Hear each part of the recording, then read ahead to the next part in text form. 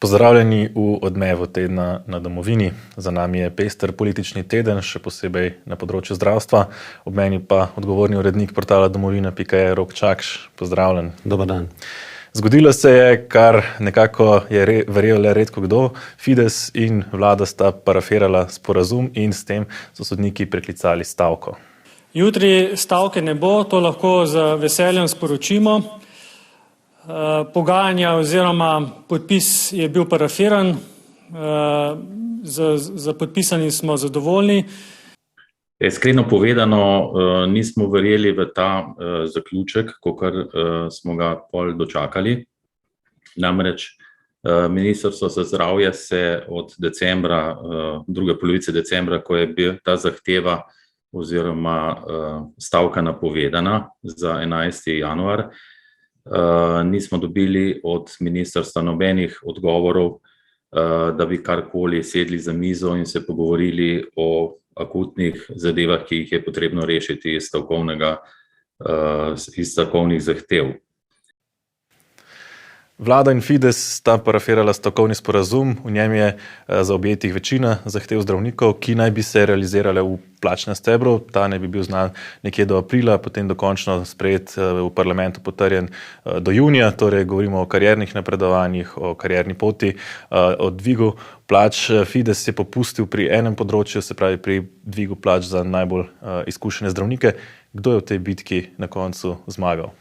To bomo šele videli, ali bojo tiste obljube, ki jih je vlada podala, realizirane. Ne? To bo in v tem ločenem stebru in kaj bo to pomenilo. Ne? Bistvo pa tu je, da bilo je napredeno več stavk, recimo 3-4 različne stavke različnih delov teh javnih uslužbencev in Golob se je potrudil, da je vse zaprl, ne? In da s tem nek signal, da če se oglasiš, če groziš stavko, se da nekaj pavšalno rešiti tudi izven obljubljenega novega sistema plač v javnem sektorju. Ne? Edina stavka, ki je ne zaprl, je tista, ki se je udeležil, torej stavka tako imenovanih Jenulovih pacientov. Pa vendar, kaj to zdaj pomeni za vlado, da lahko pričakujemo pravzaprav v naslednjih mesecih še stavke vseh ostalih, ki se do zdaj še niso oglasili? Ja, nedvomno je to sporočilo za tiste skupine v javnem sektorju, ki se čutijo podhranjene, da imajo premalo, da treba je pač se oglasiti, treba je malo zagroziti vladi in potem bo Golob, tako kot rekel Janez Šušteršič, od mejih z lopato vrgal malo tja in v tretjo smer. Ne? In to je seveda neko gašenje požara, parcialno zapolnjevanje nekih interesov, ki pa seveda predstavlja neko škodo ali pa nevarnost za nek realen, zbalansiran sistemski dogovor na področju plač javnega sektorja, ki ga Golob napoveduje. Ne? Še to glede stavke. Zdravniki so vse čas opozarjali, da se vlada pravzaprav z njimi ne pogovarja praktično do dneva pred stavko. Ni bilo jasno, ali se bo vlada sploh pripravljena kakorkoli pogovarjati, nekako je ocenila, da gre za izsiljevanje. Je to ta nova komunikacija, ki jo ima vlada, oziroma ali je vlada morda računala, da bo zdravnike stisnila v kot do zadnjega? Če smo natančni, taka komunikacija je potekala samo proti zdravnikom. Ne? Spomnimo se Bešiča Loredana in njegovih telefonskih groženj o samitvi in pritiski in kaj vse bomo se na vas spravili. Ne? Nekako je v javnosti so zdravniki, to je en redkih, če ne edinih sindikatov, ki so pokazani negativno. Ne? Vse drugi imajo neko podporo medijev v javnosti, zdravniki pa, ko nas začnejo napovedovati stavko, pa vemo, kako jih potrebujemo, kako jih je premalo, da delajo, pregorevajo in želijo samo, da so plačani malo bolje od vodoinštalaterja po urah, kot trenutno kaže. Ne? Se ustvarja neka fama, ne? Da so oni neki grabežljivci in podobno. Ne? In tukaj je, iz tega lahko razumemo, da se je to šele zadnji trenutek zgodilo. Zakaj so ravno zdravniki potem tisti, ki... Mislim, da je to je dobro vprašanje, mogoče bi bilo za kako daljšo analizo, ampak mogoče je tudi nekaj tega v ozadju, ne? Mogoče tudi podzavestno nekaj tega razrednega sovražnika, ker to je le neka inteligenca, ne? To niso navadni delavci ali pa tisti vzgojiteljice pa hišniki, pa ki so bili neka ciljna publika ali pa volilna publika, recimo levice. Ne? To je le tista publika, ki je recimo pretežno mogoče malo bolj desno-sredinsko usmerjena, ker vemo v preteklosti v komunizmu pa to intelektualci takšnih nazorov niso mogli delovati v politiki ali pa niso mogli delovati v drugih gospodarstvu, kakorkoli si mogli biti partijci in tako naprej. In veliko se jih je usmerjalo tudi zdravstvo, v zdravništvo in mogoče je še to neka osvedlina tega. No. Ampak bi bila potrebna širša analiza, ne bom zdaj trdil, da je točno tako. Ne. Ja, težko oceniti, pa vendarle še ena stvar. Ta teden se zakako začenjajo vzpostavljati te ambulante, oziroma s prihodnjim tednom bodo prve zaživele v Celju. Govorimo o ambulantah za paciente, ki nimajo opredeljenega osebnega zdravnika. V začetku leta smo spremljali sago za Bežigradom, kako je to potekalo. V Sloveniji ne bi bilo takih približno 130 tisoč. Gre za ljudi, ki plačujejo zavarovanje. Tukaj govorimo o zneskih recimo preko 3000 evrov, recimo če dodamo še 400 evrov dopolnilnega, ne, torej izjemno visoki zneski za nek osebni proračun, in te ljudje pravzaprav nimajo osebnega zdravnika, zdaj bodo dobili neko ambulanto, kjer jih bodo neki prostovoljci, še vedno to ne bo ista kvaliteta, glede na to, da pač ni en zdravnik, ki bi jih spremljal ves čas, ampak vedno nekdo drug. Nekak gasilski ukrep je lahko pričakovati neko trajnejšo rešitev, ali se bomo nekako znova sprijaznili, da so začasni ukrepi ene najbolj trajnih stvari na svetu? Ja, trajnejša rešitev je nujna, če ne se bo sistem pač sesul. To je zdaj posledica, ta iskra tega je bila zanetena pred 20 leti, potem je požar počasi naraščal oziroma ogenj in se je razvil, razplantel se je do tega nivoja, da ga zdaj skušajo z nekim kratkoročnimi ukrepi gasiti, ki so seveda predimenzionirani v smislu, če delate v javnem sektorju, imate 13 evrov na uro neto, če pa delate tu pa 85, mogoče ni glih takšno razmerje, ampak želim povedati, da to je zdaj tisto, 10-15 let smo gledali stran, zdaj pa nas je ta realnost ujela, zdaj pa nekaj moramo narediti, ker drugače nas bojo pa ljudje ven nesli. Ampak seveda to je lahko samo premostitveno, nič več kot tega, potreben je pa temeljita reforma tega sistema in dati družinski medicini tisto mesto, ki si jo zasluži, glede na to, da je prvi stik s pacientom in da še pokriva urgentne stvari in podobne zadeve. In ta del zdravništva res ni popularen, tudi vidimo pri specializacijah in tako naprej. Skratka, tu se mora začeti. To pomeni, da so ti zdravniki, se jim zgodi boljše pogoje in tudi boljše plače. No, če so zdravniki svojo stavko v sredo z veseljem odpovedali, so pa neko druga ekipa, lahko bi rekli temu kolesarski pacienti, z veseljem izvedli. V torek so stavkali nekaj 100 v Ljubljani in še nekaj 10 v ostalih nekaterih mestih po Sloveniji, ponekod niti 10 pravzaprav. Prišel pa je tudi premier Robert Golob, del vladne koalicije. Kakšna stavka je torej bila to, proti komu je bila usmerjena? Ja, to je bila največja zadrega stavkajočih, ker niso znali artikulirati, na koga naslavljajo svoje zahteve. Večkrat so podarili, da oni ne stavkajo proti vladi, to se jim je zdelo očitno zelo pomembno podariti, potem so rekli, da ne stavkajo proti zdravnikom, ja proti kom potem stavkate, in ko so želeli tisto teatralno svoje zahteve nekomu izročiti, so poklicali iz parlamenta koalicijske poslance in so jim dali zahteve in so rekli, tule so zahteve, ampak ne zahtevamo tega od vas, ker ne stavkamo proti vam.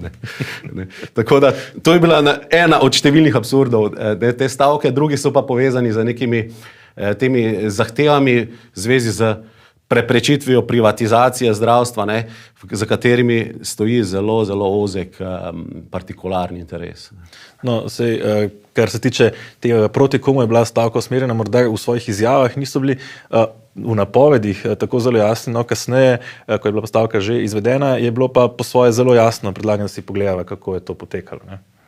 Ja, predvsem je nenavadna situacija in tudi začelo se je, ko so se pojavili prvi pozivi za tako imenovan protest pacientov, so se organizatorji zelo glasno opredelili, da bo to stavka proti zdravnikom, celo so stavkali oziroma so organizirali pred zaprtim zdravstvenim domom, ki je izgubil vse zdravnike.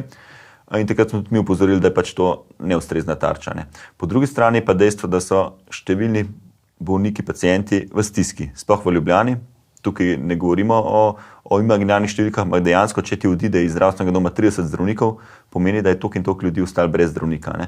In to stisko pa je treba razumeti in jo tudi priznati. In se mi zdi prav, da se je izrazila na tak način, da bo vlada reagirala, ker noben drug ne more. No, sami organizatorji tega shoda, te opozorilne stavke, če tako rečemo, danes so povedali, da ne gre za stavko proti vladi, proti koaliciji, ampak zaradi številnih čakajočih, neopredeljenih. Se pravi, vi ste v bistvu na tem protestu sodelovali proti zasebnikom, če vas prav razumem. Skratka, sporočilo zelo jasno pravzaprav proti zdravnikom, posebej še tistim, recimo, ki delajo tudi kot zasebniki. Ja, tudi če gledamo artikulacijo teh 5 zahtev, so vzadaj vidimo to nastrojenost proti predvsem koncesionarjem ali pa zdravnikom, ki delajo v zasebni praksi. Ne. Ampak tukaj vidimo tu neko nerazumevanje, kaj je zasebno zdravstvo, kaj je javno zdravstvo. Ne. To pomeni nerazumevanje, da javno zdravstvo so tako državne bolnice kot zdravstveni domovi, ki spadajo pod lokalni nivo, kot zdravniki koncesionarji, ne, ki upravljajo za državo storitev in zdravstvena zavarovalnica vsem tem namenja sredstva za to, da prebivalcem zagotavljajo neko storitev. Ne. S tem, da so koncesionarji pri tem za državo oziroma zavarovalnico cenejši v smislu, da, če govorimo za državo, no, da morajo sami zagotoviti prostore, opremo in vse, dobijo plačano samo storitev, medtem ko država mora za bolnišnice, zdravstvene domove skrbeti, ne, in kak skrbi vidimo, ne, imamo razpadajoče bolnišnice, dostikrat nerodno ljudje spijo po hodnikih, ne, in podobno. Recimo to se pri koncesionarjih redko zgodi, zato ker se morajo boriti za to, da imajo svoje paciente, ne, in morajo zagotavljati dobro nivo storitve, zato z vidika pacienta ni nič prikrajšan, če gre k koncesionarju, torej zasebniku v tem delu, kot pa če gre v državno ustanovo, kvečjemu je lahko ali pa pogosto je na boljšem. Ne. Izven tega imamo pa ločen sistem samoplačniškega zdravstva, kjer plačaš za to, da priješ storitev, ali kot se zdaj razvija sporedno, zasebno zavarovalništvo, kjer plačuješ neko zavarovanje, ki ti omogoča, da si na vrsti hitreje kot tam, kjer so tako dolge čakalne vrste. No, med zahtevami, ki so jih podali ti stavkajoči na Trgu Republike, je tudi prepoved dela tako imenovanih zdravnikov dvoživk. Ne? Zakaj gre pravzaprav v tem, kako si to zahtevo razlagaš? Ja, tukaj se vidi ta manipulacija, ki jo izvajajo. Ne? Najprej že ta zaničevalni odnos dvoživka. Ne? Ampak če želimo to razumeti, je treba razumeti, kako zdravstveno zavarovanje financira neke storitve. Zdravstveno zavarovanje bolnici nameni recimo 1000 enot neke storitve. Ne? Povpraševanje ljudi je pa recimo 1200 ali pa 1300 bolnikov, ki bi to storitev potrebovalo. Ker ima bolnica samo 1000 enot, jo bo razporedila čez celo leto, če noče zapreti v oktobra ali delati minus. In nek zdravnik, ki bi lahko to obdelal, če bi imel možnost v javnem sektorju, zato ne obdela. Ne? Recimo so operacijske dvorane stojijo. In zato obstaja interes tistih bolnikov, ki ne pridejo na vrsto, ker je premalo storitev, da to storitev pravijo drugje. In interes tega zdravnika tudi je lahko, da to storitev v neki drugi samoplačniški izvedbi naredi. Ne? In druga primerljiva stvar iz teh zahtev ali pa kjer se manipulira, je, ko govorijo, da je treba ukiniti komercialne zavarovalnice, ker priskakujejo čakalne vrste. V resnici komercialne zavarovalnice krajšajo čakalne vrste. Po svoje bi lahko bila zanimiva primerjava. Ne? Levica opozarja, da tako pomembne dobrine, kot je zdravstvo, nekako ne smemo prepustiti zasebnemu trgu, komercialnim profiterjem. Pa vendarle se zdi, da pravzaprav marsikatero dobrino v naši državi ali pa nasplošno v svetu prepuščamo zasebnikom. Ne vem, hrano, pa karkoli praktično, kar v življenju koristimo. Seveda, ne, in nismo lačna, če je kruh prepuščen zasebnikom. Ne. Če želimo to primerjavo potegniti, predstavljamo si, da bi prišla Levica na oblast in bi rekla, kruh je prepomembna dobrina, da bi jo prepuščali zasebnim profiterjem, dajmo mi narediti eno državno pekarno in od ljudi poberimo denar preko davkov, seveda progresivno, ker ni prav, da bogataši kruh plačujejo po enaki ceni kot revni, in bi potem kruh v tej pekarni razdeljevali ljudem. Ampak vsak dan samo 100 štruc kruha. Potreba bi bila pa recimo 150 štruc kruha, ne? In nastale bi čakalne vrste pred to pekarno in nekdo drugi bi se spomnil, ja pa ljudje ne dobijo vsak dan, ne dobijo vsi kruha, bom jaz naredil vse eno pekarno za 1 evro, ker bom prodal kruh za 1 evro. In tisti gospod, ki prodaja v državni pekarni, bi rekel, bom pa jaz tudi popoldne za 1 evro še kruh prodajal in določeno število ljudi bi šlo kupiti kruh za 1 evro, ker ne želijo 3 dni čakati na štruco kruha. In zdaj bi prišel Luka Mesec in bi rekel, gledajte one barabe, ki služijo na tistih ljudeh, ki so šli za 1 evro kupiti štruco kruha. Ne? Tu je ta logika zgrešena pri tudi zasebnim zavarovalnicam. Oni ne preskakujejo čakalnih vrst, ampak omogočajo tistim, ki nimajo te storitve, da pridejo do nje hitreje za lastno ceno. S tem pa tistim, ki nimajo denarja za to, omogočajo, da bojo na vrsti tam, kjer je to storitev zastonj, hitreje. Svoje pa je ironično, ne, da pravzaprav nekateri ljudje potem plačujejo to javno zdravstvo, do katerega nimajo dostopa, ne, in hkrati še zasebnega, kar pa je spet en. To je pa paradoks našega sistema, da javno zdravstvo iz svojega žepa plačujemo vsi, Tisti z višjimi prihodki plačujejo več, tistimi z nizkimi plačujejo manj, storitev je pa vse enaka, nihče je ne dobi pravčasno. No, zanimivo je še to, da tisti, ki so najbolj glasni proti tem dvoživkam, profiterjem zasebnemu zdravstvu, pravzaprav to koristijo. V Tarči so razkrili, da pravzaprav Luka Mesec ima izbranega zdravnika pri zasebnem koncesionarju in najbolj glasen na teh protestih je bil nekdanji zdravstveni minister Dušan Keber, ki se ga je pravzaprav v javnosti že nekako prijel izraz prav dvoživka, ker je bil pravzaprav med prvimi, ki je sploh tako prakso začel izvajati, ko je ob svojem rednem delu na medicinski fakulteti uveljavil še zasebne tečaje, ki so bili pravzaprav po svoje obvezni in na ta način vlekel visoke denarje. Dvoživke zasedajo vodilne položaje povsod. Od ministrstva do direktorjev, do vodjev oddelkov, do strokovnih institucij, do medicinske fakultete. Dvoživke določajo usmeritev našega javnega zdravstva. Recimo profesor Keber, ki ima toliko zapovedati o teh dvoživkah, je kot strokovni direktor kliničnega centra je imel firmo, v kateri je na mesec leta 1995 zaslužil na mesec 8 povprečnih zdravniških plač za delavnica EKG-ja. In on pravi, da je to pač tržna priložnost. To samo potrjuje temu, da je za temi lepimi parolami javno zdravstvo v korist bolnika v bistvu povsem partikularni interes, nič drugega. Ta teden so se oglasili tudi podjetniki, na eni strani opozarjajo na zdravstvo, ki postaja vreča brez dna, na drugi strani pa tudi na previsoko obdavčitev plač, ki jo imamo v Sloveniji, kar pa je po svoje na eni strani ironično, glede na to, da pravzaprav so te ukrepe, se pravi odpravo dohodninskih olajšav in tako naprej, te stranke, ki so zdaj na oblasti, napovedovale še preden so prišle na oblast. Torej, zvonijo podjetniki po toči? Ja, tako se zdi že nekaj volitev. Se zdi, da morda premalo stopijo na stran, ki zagovarja tudi njihov interes, ki je hkrati interes blaginje te države. In tukaj je delno krivda na njih, čeprav glavna krivda je pa seveda na tistih, ki imajo oblast in denar.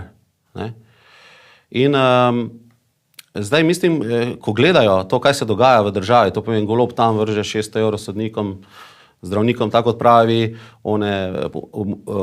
pomočnice vzgojiteljic, skratka nekaj izven sistema se denar, ker tako meče okoli, se oni zavedajo, da tega denarja v proračunu ni. Ta denar gre na zadolževanje in na dvig davkov. To pomeni, da to bojo plačali državljani in pa podjetništvo. In zaradi tega so upravičeno v strahu in zaradi tega so zdaj povzdignili glas. Seveda pa vprašanje, koliko bojo slišani. Ja, dobro vprašanje tudi, koliko sploh imajo recimo neke moči oziroma kako daleč bi si pravzaprav upali iti, če bi recimo potegnili zavoro pa rekli, da bomo nehali plačevati davke kolektivno, bi bila to lahko zelo ostra, ampak dvomim, da so recimo pripravljeni iti tako daleč. Ja, do zdaj kaže, da seveda to je bila res radikalna poteza, si jo težko predstaviti, da je bilo tudi nekaj enotnost glede tega dosežena, ampak do zdaj kaže, da več od tega, da se, če gremo po tem karavana, psi lajajo, karavana gre naprej, tukaj mislim, da pri tej vladi ne bo drugačnega učinka. No, omenil si že tudi sodnike, ti so dobili 600 evrov, kjer je pa spet ena nova ironija, če so prejšnji vladi očitali, da vlada z odloki namesto zakoni, pravzaprav zdajšnja vlada ne vlada niti z odloki, ker je teh 600 evrov pravzaprav kar tako iz zraka, nobene pravne podlage za to, pri čemer sodniki seveda to podpirajo. Ja, zato, ker so pač njihov interes je bil zadovoljen in so zadovoljni.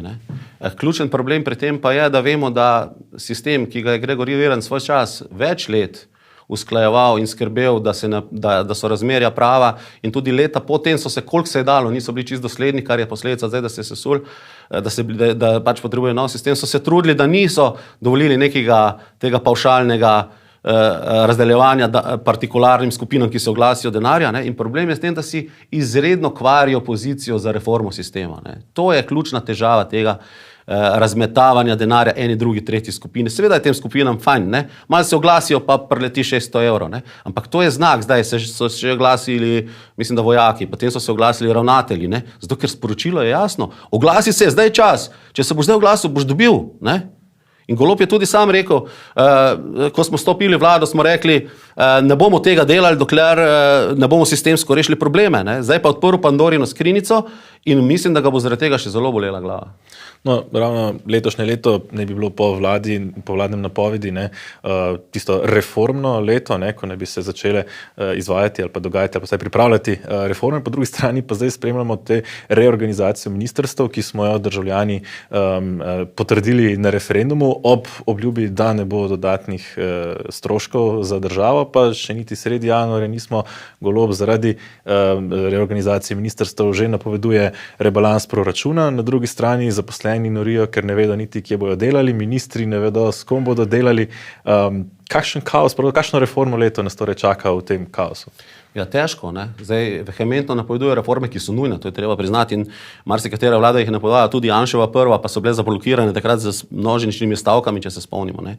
Tako veliko sreče zaželimo gospodu Golobu, da bo to dejansko speljal in verjamem, da je levi vladi to v Sloveniji lažje speljati kot desni, ne. Ampak to postavljanje, ne, po eni strani jaz priznavam pravico vsaki vladi, da se postavi tako, kot misli, da je prav, zato sem nasprotoval temu referendumu, ki je v bistvu zamaknil to postavljanje v ta čas, v drugi del prvega leta mandata, kar je slabo. Ne.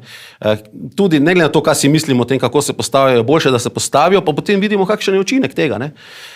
Posledica tega je, da so to zamaknili za pol leta in se zdaj postavljajo in preden bojo resno postavljeni, bo leto dni minilo, kar pa je v končni fazi slabo za državo. Ne. Tako da jaz upam, da se bojo čim prej zmenili, da bojo sploh vedeli, kaj sploh želijo s temi, ker malo ironično, SDS je rekel z referendumom in želimo dati čas, da razmislijo, ali je takšna postavitev smiselna. Ne.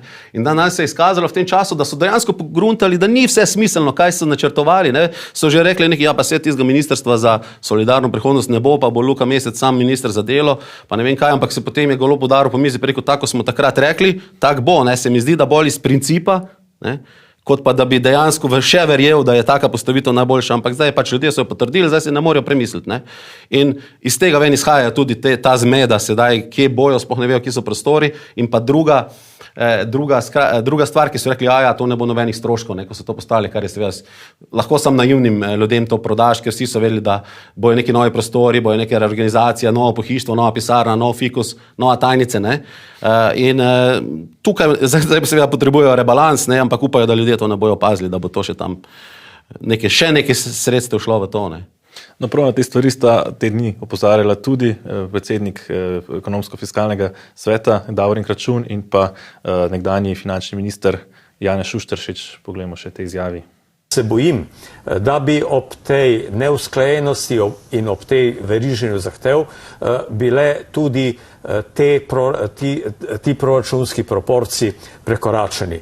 Proračun Republike Slovenije za leto 2023 obeta več kot 5% primanjkljaj bruto domačega proizvoda. Ves ta denar, ki ga danes razdajamo med zdravnike, šolnike, ne vem koga se vse še, ta denar pravzaprav ni davčni denar. Za letošnjo leto je deficit v državnem proračunu 3,3 milijarde in 3,3 milijarde se bo državni proračun, ne gospodarstvo, ne podjetja, ne mi gospodinstvo zadolžila za to, da bomo lahko plačali te dodatke. Beseda reforma, ne, takrat, ko sem se še ukvarjal s politiko pa z ekonomijo, ne, je pomenila strukturne spremembe, ki povečajo učinkovitost, ne strukturne spremembe, ki pomenijo, da bo država zapravila milijardo več vsako leto. To ni nobena reforma. Šušteršič opozarja, da reforma ne pomeni deljenja denarja z lopato, ampak narediti nekaj bolj učinkovito. Zdaj ta nova ministrstva nekako kažejo na to, da bomo pravzaprav manj učinkoviti, ne? Ali pač? Dajmo jim priložnost, no? Naj se postavijo končno in dajmo jim priložnost. Ne bom naprej sodil, ali bodo učinkoviti ali ne bodo učinkoviti. Zdaj imajo možnost, da se postavijo, kot so želeli, sicer kasneje, in naj začnejo z delom v novih ministrstvih, čez 1 leto jih bomo posodili. Možnosti, da bi se pa izrekli o tem, kakšno družino si želimo v Sloveniji, pa nismo dobili državljani, zato so nas prikrajšali, bi lahko rekli, ustavni sodniki, ko so ta teden dokončno odločili, da referendum o družinskem zakoniku ni dopusten, kljub temu, da smo praktično identičen referendum ob identični ustavi imeli, ne, le zastava ustavnega sodišča je nekoliko drugačna. Kako se ti spremlja to odločanje? Mislim, da ko so 2-krat izgubili referendum, torej družinski zakonik in zakon o zakonski zvezi, jim je bilo jasno, da čez ljudsko voljo tega ne bojo skozi spravili. In zato so zadevo načrtovali skozi več korakov, daljnoročno. Torej, stvar moramo zastaviti. Najprej je potrebno seveda spremeniti sestavo ustavnega sodišča, kot je že takrat napovedala Jasna Murgel. In to so naredili. In potem so rekli, ok, zdaj bomo šli pa vedeli so, kaj je njihov cilj. In njihov cilj ni sprememba definicije zakonske zveze, ampak da so istospolnim omogočili posvajanje otrok. To je bil končni cilj. In potem so rekli, ok, to je naš cilj, zdaj pa pot do tega je pa moramo zdaj drugače narediti, ko smo to prej naredili. In oni so iz tega ven načrtovali, že ta zagovornik načela enakosti je igral na diskriminacijo, ne? In iz prve odločitve ustavnega sodišča je bila takšna, da se je praktično pričakovalo, da ta referendum v tem ne bo dopusten. Tako da ta odločitev, ki je zdaj prišla, je bila bolj kot nepričakovana in ni bila bistvena, ker je bila nastavljena že prej, kot so sistem zastavili in so tudi svoje dosegli. No, po svoje so dosegli pravzaprav to je nek umesen cilj, ne? Verjetno niti ni končni cilj, ampak prek tega pravzaprav želijo doseči spremembe šolskih programov, vplivanje na vzgojo otrok in tako naprej, recimo glede umetne oploditve, glede morda celo nadomestnega materinstva, kot se že nekako nakazuje recimo prek določenih mnenj. Tukaj se zdi pravzaprav, da je ta posvojitev otrok nekako postranski ali pa umestni cilj, ne končni. Ne. Poleg tega pa tudi recimo Aleš Primc ob tem porazu lahko rečemo, povedal, da to ni njegov poraz, ampak pravzaprav poraz za otroke in da pričakuje, da bo recimo naslednja generacija se tega zavedla in to rešila. Je recimo možno, da bi se to nekako z nekim angažmajem ljudi, z nekim resnim odporom, z nekimi resnimi političnimi spremembami dalo vrniti se zavedati nazaj, da to mogoče je bil pa korak v napačno smer. To je pa vprašanje za Nostradamusa. Zagotovo ne. To sem skoraj prepričan, da v času naših življenj se še to ne bo obrnilo. To je bolj vprašanje te civilizacijske narave, katera civilizacija, kateri kulturni krog bo na dolgi rok prevladal. Kot vemo, je ta zadeva bolj stvar Zahoda. Zahod je po zatonu. Prihaja Kitajska z nekim čisti drugačnimi vrednotami. Ne rečem, da so boljše, ker so kvečjemu v večini primerov bolj zaskrbljujoče, ko gre za nadzor ljudi, njihovega mišljenja, gibanja in podobno. Ampak v končni fazi naši otroci pa naši vnuki bodo dobili vprašanje, kaj to pomeni dolgoročno.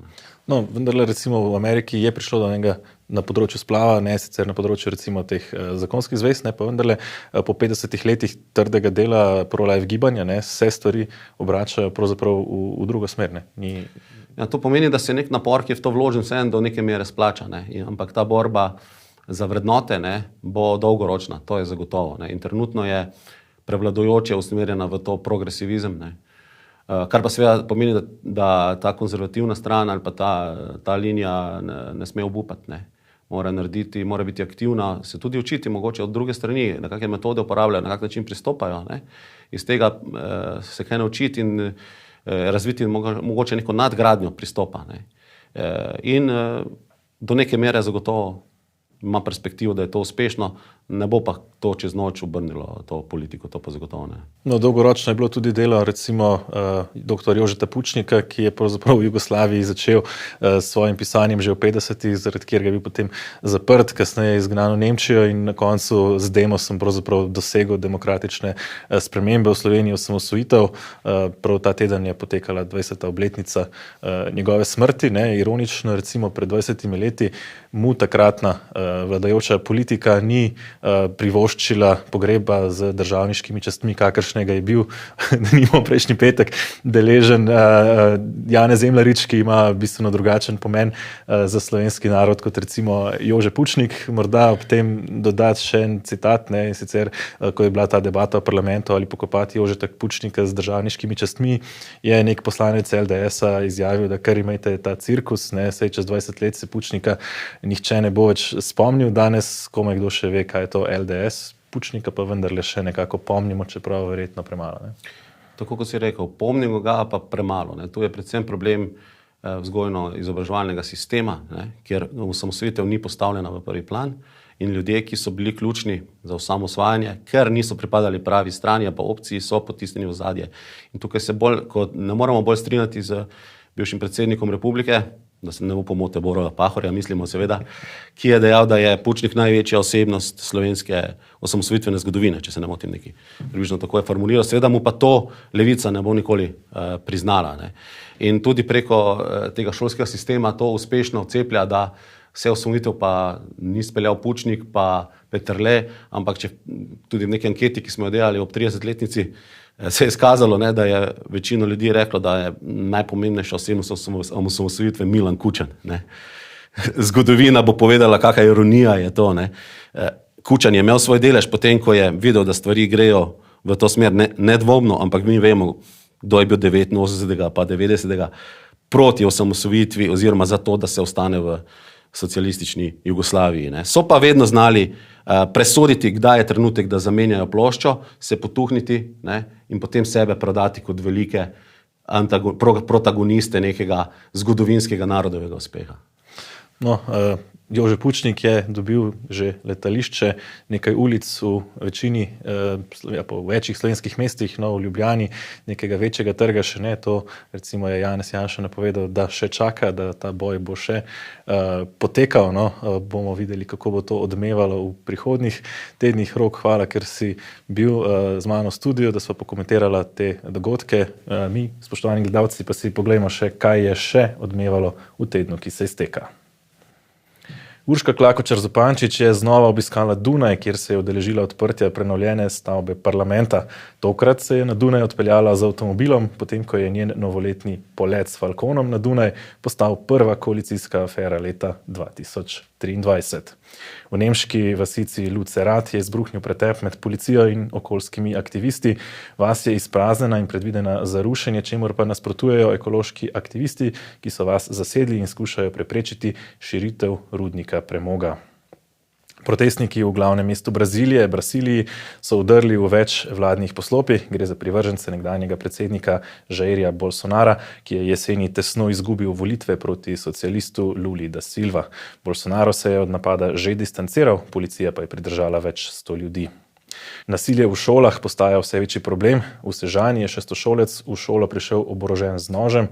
V osnovni šoli Šmarje pri Kopru pa je pred dnevi učenec s kladivom poškodoval sošolca. Primerov nasilja je po slovenskih šolah vse več, opozarja stroka, ki poziva k ukrepanju.